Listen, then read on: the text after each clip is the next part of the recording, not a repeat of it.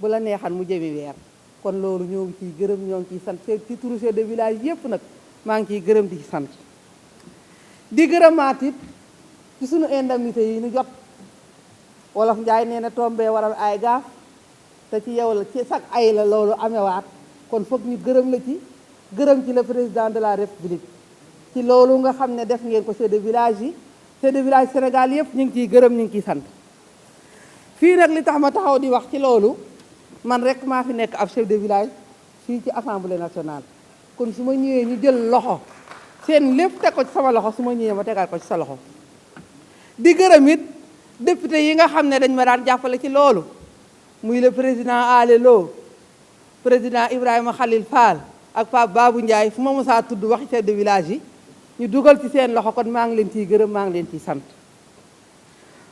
monsieur le ministre mun naa ne samay doléance du bëri sax tey ndax li gënoon a rëy lépp defar nga ko wante dañu bëgg dafa am ay chefs de village yoo xam ne jotaguñu seeni indemnité ndax seen kayit yi ñu leen doon defar parewut ñu bëgg xam nga amoo dafa am village officiel am te sous-préfet bu nekk xam na kan mooy chef de village village officiel yi ma bëgg sous-préfet yooyu ngeen chargé leen ñu fay chef de village yi nga xam ne ay village officiel lañu te seeni kayit pareegut kayit yi li ma ci wax ndax comme moom lu joxaane jox rek àllin signé ko mu ñëwaat loolu duma ci wax ndax affaire bi mi ngi dox suñu assemblée générale bi ñu ngi la koy rappelé ñu ne nga rappelé ko président de la république bu nu mënee gisanteeg moom ci diggante bi baax na suñ ko mënut it yow doy ngon monsieur le ministre ñuy wax ne ASP yi war nañoo wax ci seen salaire yi ndax ñoom seeni salaire dafa weeru ñu salaire ak député xam nga bu ñu nee diw 50 000 francs la am par weer ku ñu seeti bëgg a takk ngoro ñu ne déedéet ku amut salaire ak lu 50 000 francs mënoo yor kenn looloo tax ndax salaire bi dafa weeru bu fekkonte ne dañ koo nëbb sax ñu mën a xam ñu bëgg ngeen yokkal leen ko boole ci nag discrétion ndax vraiment nit teraangaam dafa war a am sutura waaye 50 000 francs salaire nga am ñu la koy waxal ñëpp di ko dégg koo dem seeti ko bëgg koo laaj loxoom ndeyam bañ mbaa baayam bañ loolu dañoo bëgg bu ngeen koy defit ngeen fekkere ko monsieur le ministre di kontaan ci li nga wax ne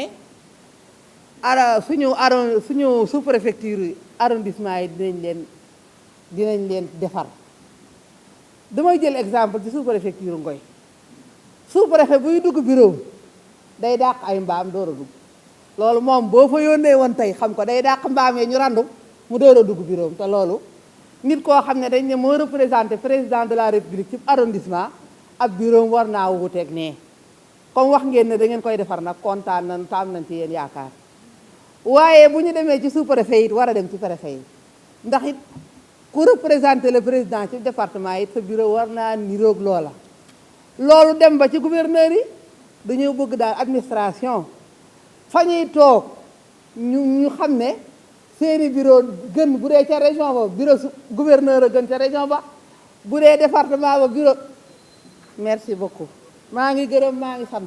Je vous remercie très cher collègue Bousso. Je vous remercie. Merci beaucoup. Merci beaucoup. La parole est à notre collègue Aïssatou Sow Diawara qui Monsieur le ministre de l'Intérieur, Monsieur le ministre du Travail, Monsieur le directeur du budget, Mesdames, Messieurs les collaborateurs du ministre, chers collègues.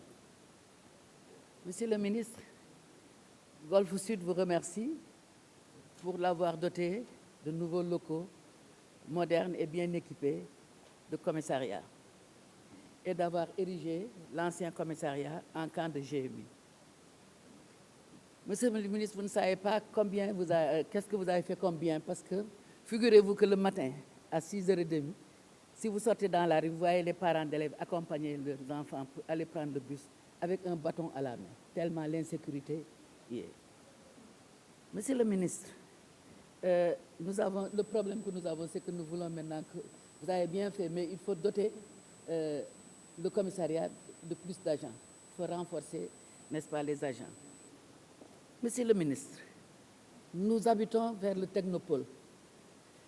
Chaque fois qu'il y a match de lutte, nous ne sommes pas tranquilles. Et nous sommes obligés de demander à nos enfants de ne pas venir nous rendre visite parce qu'il y a l'insécurité. Quelles mesures vous allez prendre par rapport à cela? Parce que chaque fois qu'il y a match de lutte, bien que nous habitons loin du technopole, parce que vous savez, le technopole c'est à Pikine, nous habitons Guédiawaye, mais c'est toute la zone qui est dans l'insécurité.